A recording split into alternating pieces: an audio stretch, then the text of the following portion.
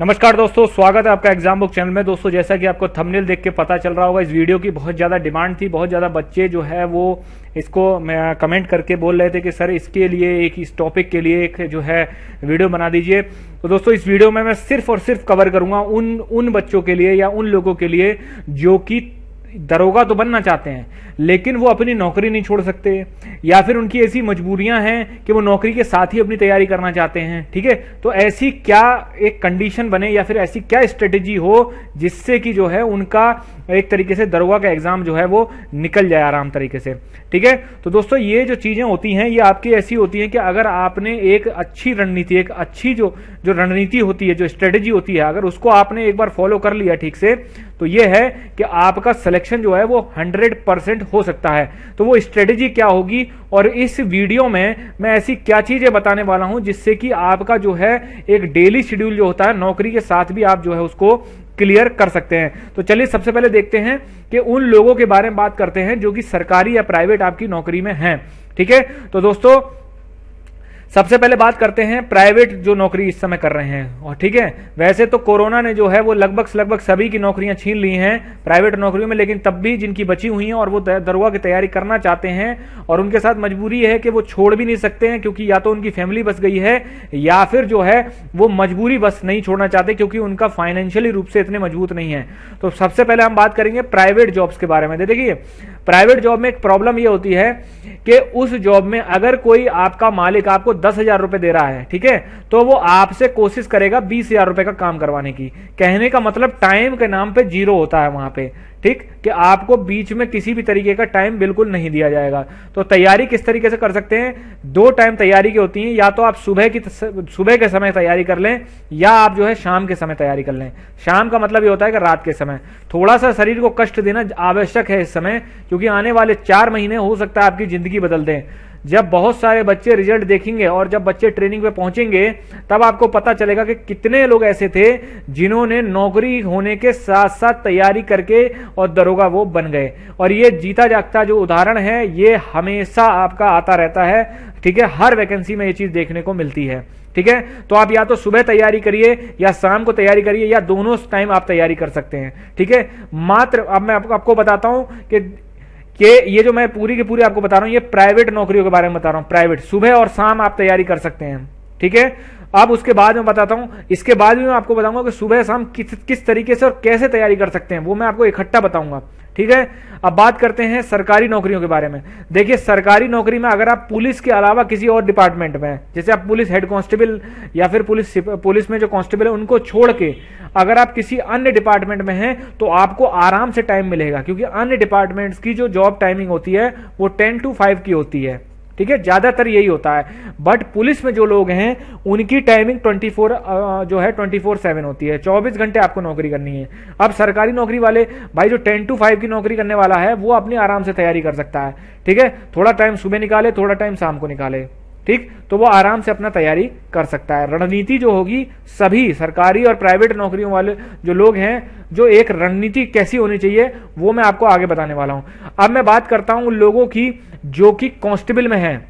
ठीक है, जो कि police constable, UP police constable में है या फिर यूपी पुलिस हेड कांस्टेबल हैं वो, और वो तैयारी करना चाहते हैं, या जो किसी भी डिपार्टमेंट में, आर्मी में है, किसी भी डिपार्टमेंट में है, तो वो किस तरीके से तैयारी कर सकते हैं और क्या उनके लिए भी मैं यही बताता हूं मैं कि आपके पास दिन में तो देखिए बहुत एक्टिंग टाइम होता है, बहुत ज्यादा आपको होता है कि आपको समय मिलने के बहुत कम चांसेस हैं। ठीक है, तो सुबह और शाम आप पढ़ सकते हैं। अगर आप सुबह शाम नहीं पढ़ रहे हैं, पढ़ सकते हैं। तो अब मैं आपको स्ट्रेटेजी बता रहा हूं कि जो 3 तरीके के लोग मैंने बताया आपको कि एक तो प्राइवेट जॉब करने वाले, ठीक है, एक गवर्नमेंट में भी एक वो हो गए जो जिनकी जॉब 10 to 5 है और जिनकी जॉब जो है 24/7 है। ठीक है, देखिए एक बिल्कुल जो रणनीति होती है, ठीक है, तो ऐसी रणनीति जो हर एक सक्सेसफुल आदमी अपनी जिंदगी में अपनाता है, अगर वो जॉब में है तो उसको ज्यादा जरूरी हो जाती है रणनीति, वो होती है आपकी कि आपको समय प्रबंधन करना है।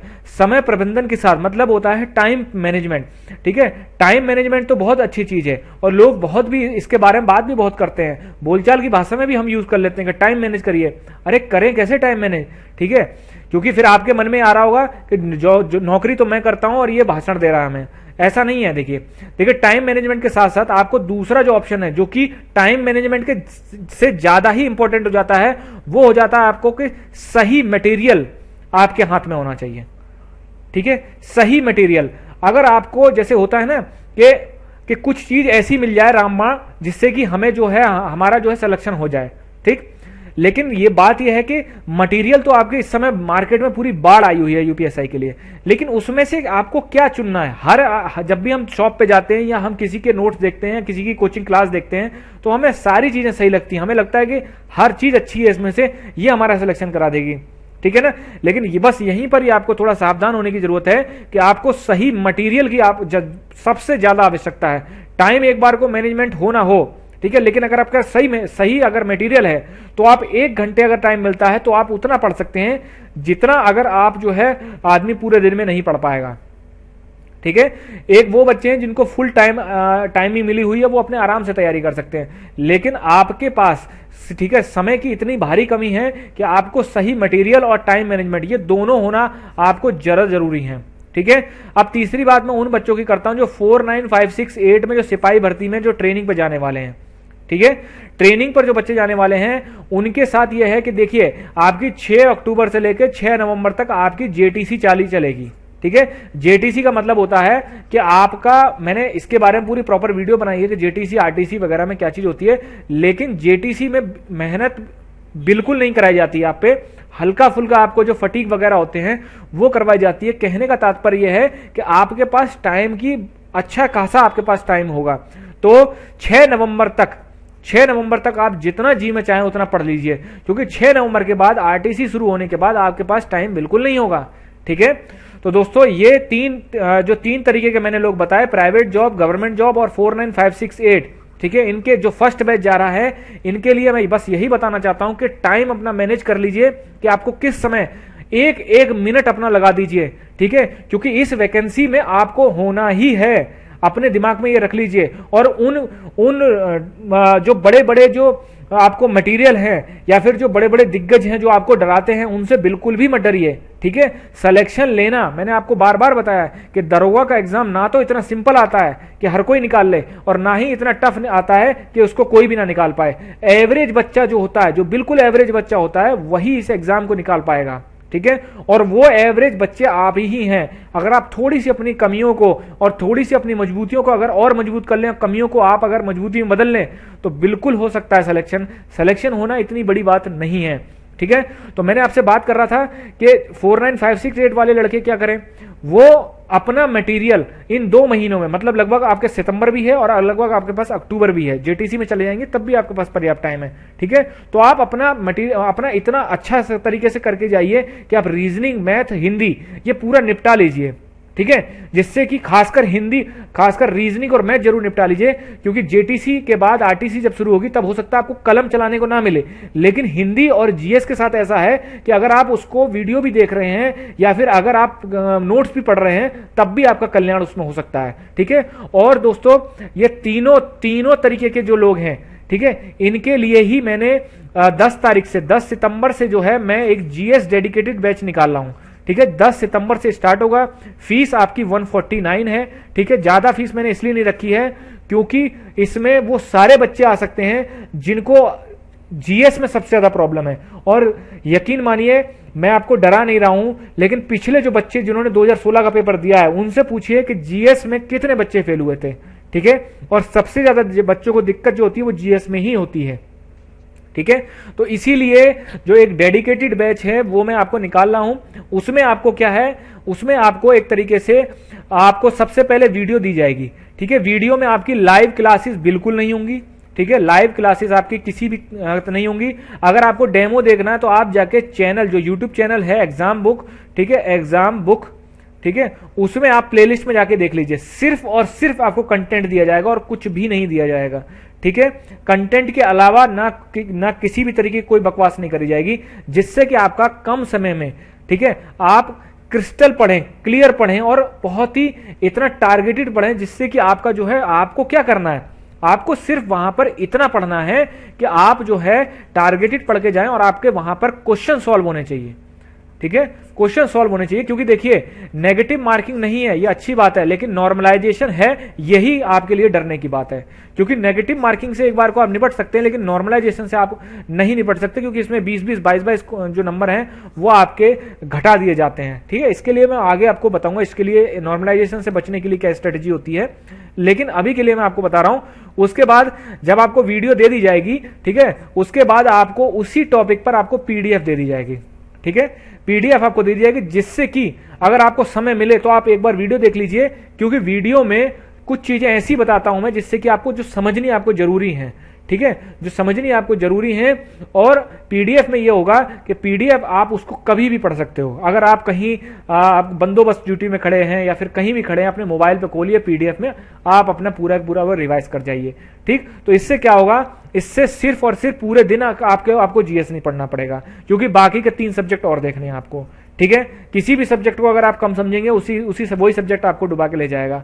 तो आपको 3 सब्जेक्ट, चारों सब्जेक्टों को बराबर देखना है। ठीक है, तो आपको सिर्फ एक दिन में आपको एक वीडियो या मैक्स टू मैक्स 2 वीडियो आपको दी जाएंगी। वो भी आपकी वीडियो, कोई भी वीडियो आपकी, अगर कोई लंबा टॉपिक हुआ तो वो हो सकता है 30 या 45 मिनट तक चला जाए।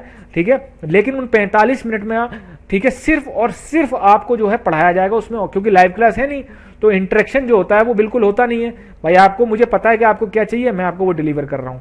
ठीक, तब भी अगर आपको कोई डाउट रहता है तो उसके बाद भी ना, अगर आपको पीडीएफ से समझ में ना आया, अगर आपको वीडियो समझ में ना आए, तब आप वहां पर जो है कॉल सेशन कर सकते हैं। आप कॉल करके आप पूछ सकते हैं कि सर ये चीज जो है वो समझ में नहीं आ रही है, इसका क्या मतलब होता है। तो ये दोस्तों 10 सितंबर से आपका जो है हम इस बैच को शुरू कर रहे हैं, और जो कि आपका ये बैच आपका नवंबर लास्ट या दिसंबर फर्स्ट वीक में आपका खत्म हो जाएगा, जिससे कि आप 1 महीने आराम से इसको रिवाइज करिए, आराम से, तरतीब से। ठीक है, जिससे कि आप वहां पर एग्जाम में जाके आप अच्छे तरीके से परफॉर्म कर पाए।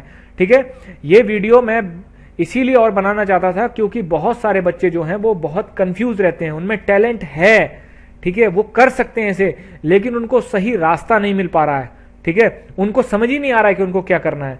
जहां वो देख रहे हैं, जहां उन्होंने बैच ज्वाइन करे हैं, बस वो जो पढ़ा रहे हैं उसको पढ़ते चले जा रहे हैं। ये नहीं देख रहे हैं कि वो कितना पढ़ा रहे हैं, कि इस टॉपिक पर कितनी वीडियोस होनी चाहिए, कितना कंटेंट होना चाहिए, क्या चीज होनी चाहिए। नहीं, उनको ये लगता है कि हमने बैच ज्वाइन कर लिया, अब हमारा यहाँ कल्याण हो जाएगा। देखिए, एक चीज मैं आपको कॉमन चीज बता दूं, सिलेक्शन उसी का होगा जो थोड़ा सा अपना दिमाग यूज करेगा। ठीक है ना, पूरी तरीके से आप किसी भी उस पर डिपेंडेंट मत रहिए, अपना खुद का दिमाग लगाइए कि यार जब मैं राष्ट्रपति पढ़ रहा हूं तो राष्ट्रपति का क्या मतलब होता है, कि राष्ट्रपति का एक वीडियो मुश्किल से मुश्किल 30 मिनट या 35 मिनट में खत्म हो जाना चाहिए। ठीक है, लेकिन अगर वही जो है 7 वीडियो 10 वीडियो में अगर आपका खत्म हो रहा है, 1.5 घंटे क्लास चल रही है, तो आप खुद एक कॉमन सेंस लगाइए। मैंने आपसे बार बार बोला है कि यही समय है, आप खुदगर्ज बन जाइए, अपने लिए सोचिए, किसी दूसरे के लिए मत सोचिए, क्योंकि ये अगर समय आपने 4 महीने का यूज कर लिया तो जिंदगी के 40 साल आप इतने बढ़िया तरीके से आप काटेंगे कि वो आपको खुद ही समझ में आ जाएगा। ठीक है, और अब तो यूपी पुलिस में जो है एक बहुत ही अच्छी एक आपका जो है नियम चेंज हो गए हैं कि एक जो सब इंस्पेक्टर होता है वो अपना 7 साल की अगर जॉब के बाद अगर आपकी 7 साल की नौकरी हो गई है तो उसके बाद वो सीधा जो है इंस्पेक्टर में उसको प्रमोट कर दिया जाता है। ठीक है, ये एक बहुत ही अच्छी चीज है, जिससे आपको मोटिवेशन भी मिलता है कि मैं 7 साल में तो मैं एसएचओ हो जाऊंगा। ठीक है, और एसएचओ पुलिस में एक अच्छी खासी पावरफुल जॉब है। तो दोस्तों सारी डिटेल जो है वो आपकी डिस्क्रिप्शन में है, मैं डिस्क्रिप्शन में नंबर दे रहा हूं। अगर आपको किसी भी तरीके की कोई जानकारी चाहिए तो आप जो है उस नंबर पर कॉल कर सकते हैं, उस नंबर पर व्हाट्सएप कर सकते हैं। ठीक है, कोई भी डिटेल में अगर आपको चीज चाहिए, और नीचे टेलीग्राम का लिंक है, आप उसमें जरूर ज्वाइन हो जाइए। ठीक है, किसी भी तरीके की जो लेटेस्ट मैं कोई भी इंफॉर्मेशन देता हूं या फिर कोई भी अपनी वीडियो का लिंक देता हूं तो मैं सबसे पहले वहां देता हूं, तो आप जाके वहां ज्वाइन हो जाइए। ठीक है, और कोई भी अगर आपको किसी भी तरीके की क्वेरी करनी हो तो आप नंबर जरूर और उस पर व्हाट्सएप जरूर कर सकते हैं। जितनी भी आपकी कोर्स की डिटेल है आपको वहीं से मिल जाएंगी। थैंक यू दोस्तों।